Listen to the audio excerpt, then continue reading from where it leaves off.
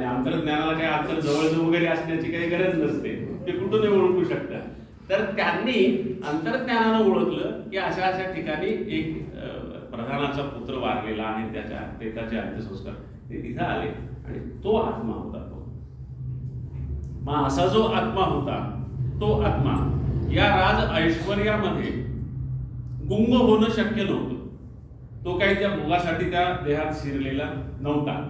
त्याच्यामुळं तिथून ते बाहेर पडण्याच्याच ह्याच्यात होते. पण कसं बाहेर पडायचं?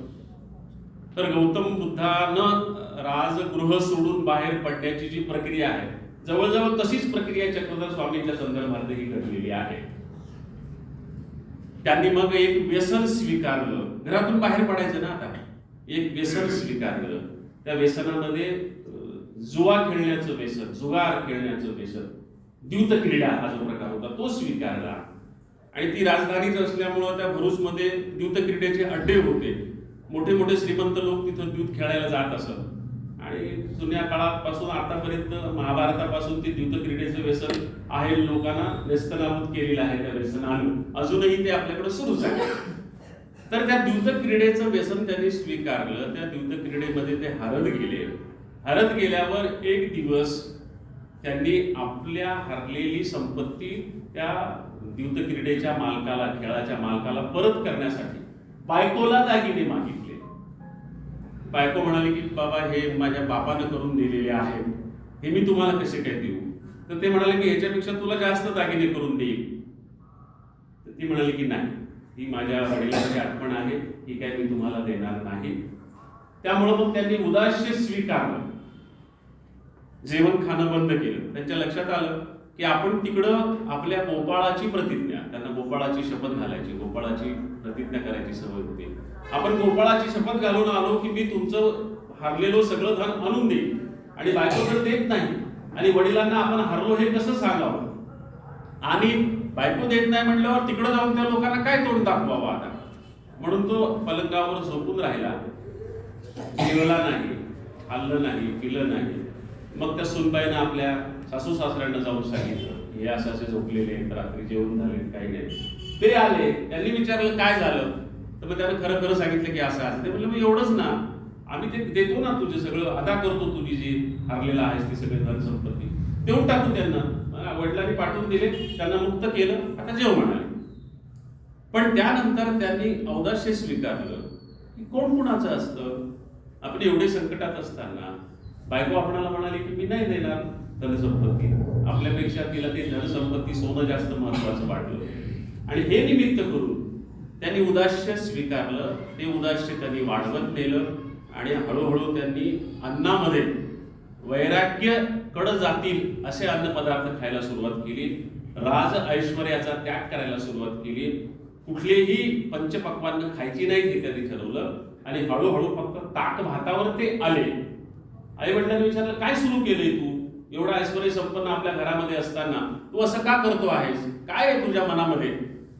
तर त्यांनी सांगितलं की मला रामटेकला जाऊन रामाचं दर्शन घेऊन आल्याशिवाय पंचपक्वान्न खायची नाहीत असं मी ठरवलेलं, तोपर्यंत माझा आहार हाच राहणार.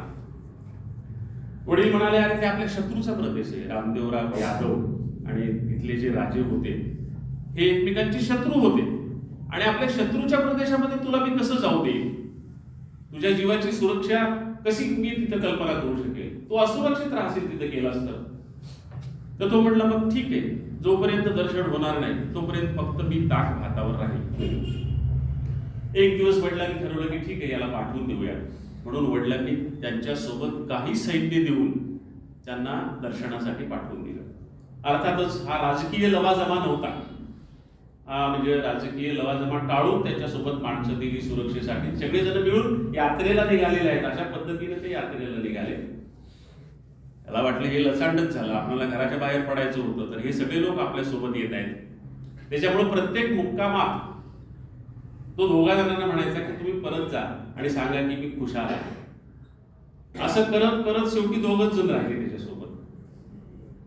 आणि एक दिवस ते थकले, भागले, झोपले, डोळा लागला त्यांचा, असं पाहून त्यांनी गुंगारात येऊन ती तिथून सटकले. रामटेकला आले, देवदर्शन घेतलं, आणि आणि तिथून ते अमरावती जिल्ह्यामधल्या रुद्धपूर नावाच्या गावात आले, जिथं भानुभाव पंतांनी पंचकृष्ण समजलेले गोविंद प्रभू राहत होते. ते गोविंद प्रभू ही विशी मूर्त समजली जात होती, ज्याला आपल्या भाषेमध्ये अवलिया म्हणतो. विदर्भामध्ये पुढं असं गाडगे बाबांची परंपरा जी निर्माण झाली ती गोविंद प्रभू पासून सुरू झालेली आहे. अवलिया माणसं ते कुठल्याही प्रकारचा भेदाभेद पाळत नसत. उच्च कुलीन ब्राह्मण कुटुंबात जन्माला येऊनही त्यांनी कुठलाच भेदाभेद पाळला नाही. त्यांच्या मामाकडे राहायचे, मामानं सांभाळताना आई वडील लवकर गेले म्हणून ते रुद्धपूर हे त्यांचं आजोळ होतं गोविंद प्रभूंचं. मामानं आणलं, मामाच्या इथे त्यांनी अभ्यास केला आणि नंतर मग त्यांनी ती विदेह अवस्था स्वीकारली. वेडीकुशी मूर्त असं त्यांच्या गोविंद प्रभू चरित्रामध्ये त्याचा उल्लेख केला जातो. म्हणजे दाढी वाढलेली, ज्याला आपण आजागळ म्हणतो, असं ते राहणं, स्वच्छता नाही, गुळ घेणार, तो खात बसणार, ते तोंडातून सगळे ओघळ येणार, ते दाढीवरून पोटावरून ओघळणार, अशी ती विधेयी अवस्था होती ती त्यांनी होती. आणि मातंगांना विहीर पाडून देण्याचा जो त्याच्यामध्ये एक संदर्भ उल्लेख आहे, त्या मामांना असं वाटायचे की ह्यानं आपलं सगळं सोवळं ओवळं पाळावं, पण ते कुठलंच सोवळं ओवळं पाळीत नसत. मग काय करायचं, खूप परेशान असायचे ते. म्हणून एकदा ह्यांचे मामा मोठे अधिकारी होते, ते निघाल्याच्या नंतर त्यांच्या लक्षात आलं की हा मातंग वस्तीत गेलेला आहे आणि तिथं मांसाचे वाटे करू लागला आहे. तिथं मांस म्हणजे काहीतरी जनावर कापून त्याचे वाटे घातलेले आहेत मांसाचे, आणि हा म्हणतो की मी तुम्हाला वाटे करून देतो समसमान, आणि हा मांसाचे वाटे करून देतो आहे.